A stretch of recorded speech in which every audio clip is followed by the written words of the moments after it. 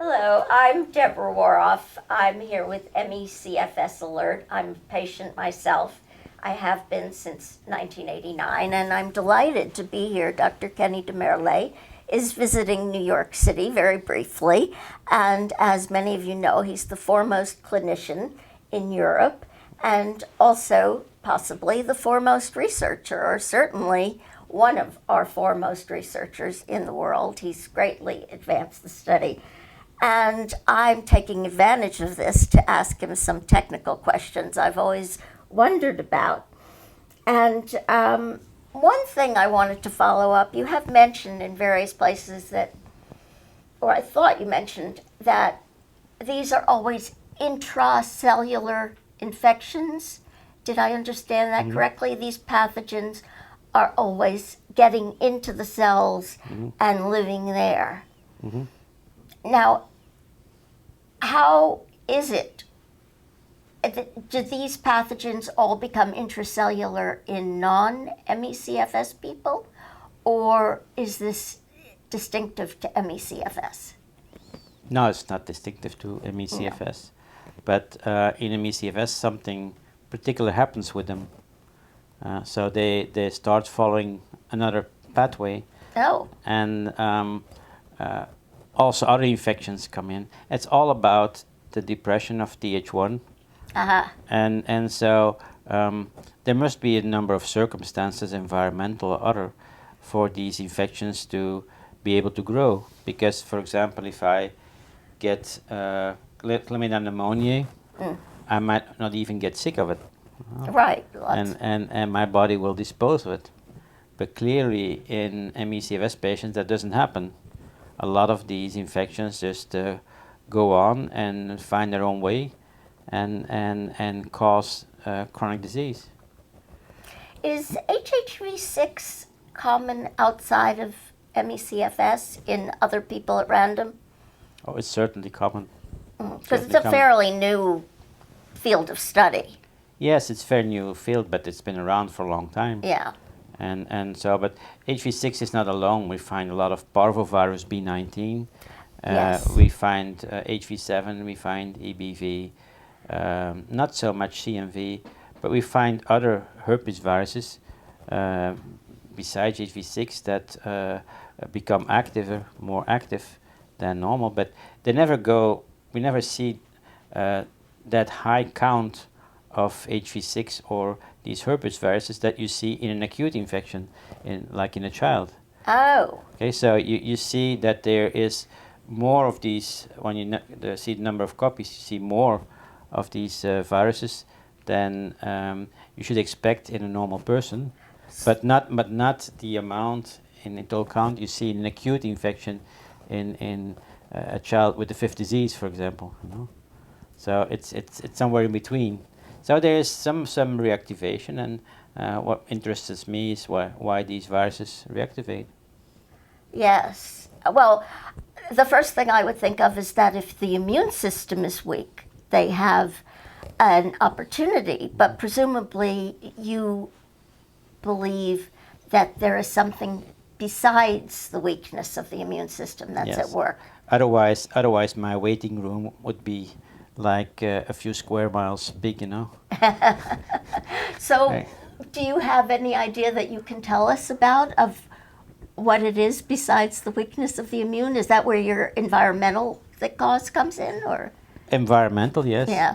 I mean, I think a moldy environment can That can help. They can really activate the immune system, and herpes viruses are often reactivating in an activating immune system. For example, if you take a healthy mountain climber, Yep.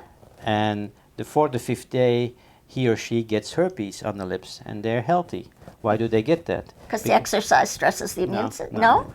No, because their active vitamin D goes up, and that's an immune activator. Okay, so and we see the same thing in the MECFS patients. They have low 25 hydroxy vitamin D3, and a lot of them have very high levels of the active, of the 125. And that is caused by an enzyme called alpha hydroxylase, which is activated when you have inflammation. Okay, so exercise also causes inflammation. So you could have a very high vitamin D count, and it could be working against you? Yeah. So I am against the fact that so many doctors supplement vitamin D based on the 25-hydroxy vitamin D, while these patients have almost a toxic level of 125 dihydroxy vitamin D. It's a shortage of 125, or is No, it a surplus? The surplus. Surplus of So 125. the ratio of 125 to 25 becomes very high. So Normally it's like 1.5 or maximum 2, and the ratio becomes 4 or 5. So I should really be getting a more complicated vitamin D test than just the simple number. Yeah, we tend to measure 125 rather than 25. Uh-huh. But it's more expensive, and that's the reason Yeah. why in general the labs measure 25. But but 25 is also related to his own mechanisms. You know, that's another story still. But the thing I'm interested in is that, you know, if you create a mild grade of inflammation, you might see that your 125 goes up too high. Very interesting. And here I was so proud of myself. I finally got my vitamin D up into the normal range. In fact, on the high side. But I could be self-destructing. Could be that a lot of your 25 is just put into 125 by your kidneys, Yeah. and that the low 25 is just a witness of the fact that you have too much 125. So what should I do? Well, I don't know. I mean, I know what you should do, but I measure once in a year the 125, and it's an indicator of inflammation. I see. Well, now, one interesting thing that happened in the United States was we have Dr. Chia, who you know, who's out in Los Angeles, and because his son came down with this disease, he discovered that there's a presence of enteroviruses in the gastrointestinal area, and he evolved a treatment that's based on Chinese herbs that actually seems to work quite well. Now, have you looked into this at all? No, we have not. We have not looked into. I've looked into Coxsackie, Yeah, but I've not looked into enteroviruses. yeah. And yeah, we don't. We have a very bad past in Belgium with Chinese herbs.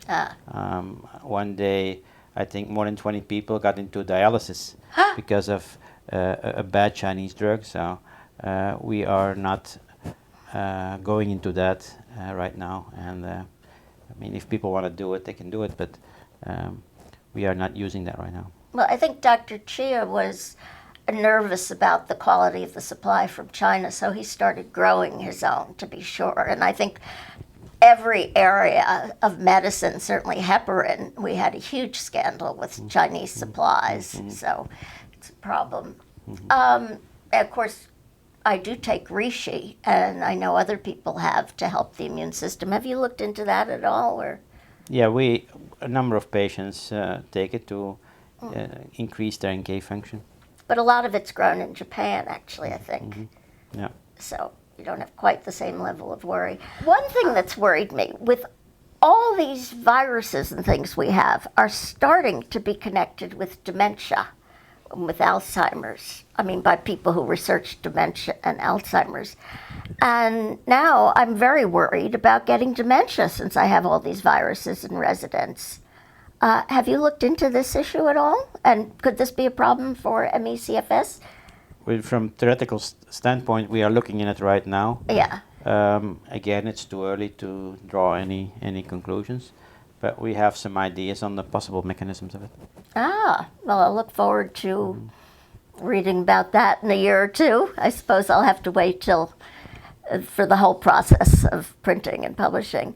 Anyway, I'm so glad you were able to come to New York and talk with us, Dr. de Meirleir. Pleasure. Hope to see you again.